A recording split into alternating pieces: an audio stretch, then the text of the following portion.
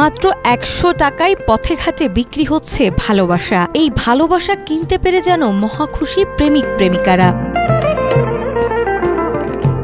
রাজধানীর বিভিন্ন পার্ক ও বিনোদন কেন্দ্রে ঘুরতে আসা প্রেমিক প্রেমিকাদের অন্যতম আকর্ষণ লাল রঙের লাভ বালিশ। ভ্রাম্যমাণ ভ্যানে সাজিয়ে বিক্রি করা এই শৌখিন বালিশ ক্রেতাদের মন কাটছে সহজেই। শপিং মল বা ব্র্যান্ড শপে কিনতে গেলে যেখানে দাম অনেক বেশি, সেখানে ফুটপাতে তুলনামূলক কম দামে পেয়ে খুশি ক্রেতারা। আর এটা মোটামুটি রিজনেবল প্রাইস।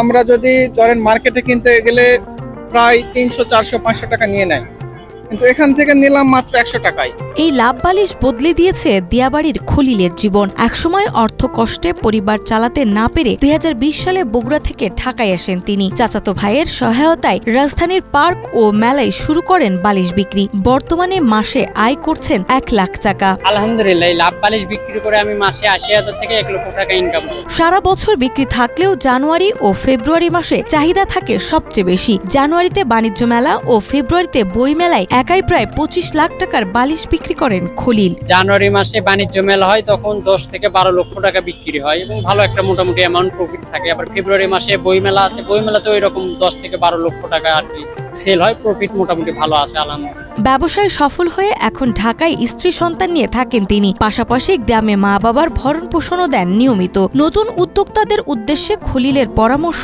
চকবাজার থেকে বালিশ সংগ্রহ করে ফুটপাতে বিক্রি করলে আয়ের পথ খুলে যাবে। তার কথাই, পরিশ্রম করলে ভাগ্য খুলতে সময় লাগে না। আমি এই লাভ বালিশ বিক্রি করে ঢাকায় আমি ফ্যামিলি নিয়ে থাকি, আমার ওয়াইফ, আমার একটা ছেলে বাবু আছে, আবার আমরা গ্রামের আমার আব্বু আম্মু থাকি, তাদেরকেও কিছু একটা অ্যামাউন্ট দিই। আর নাজমা, মাই টিভি।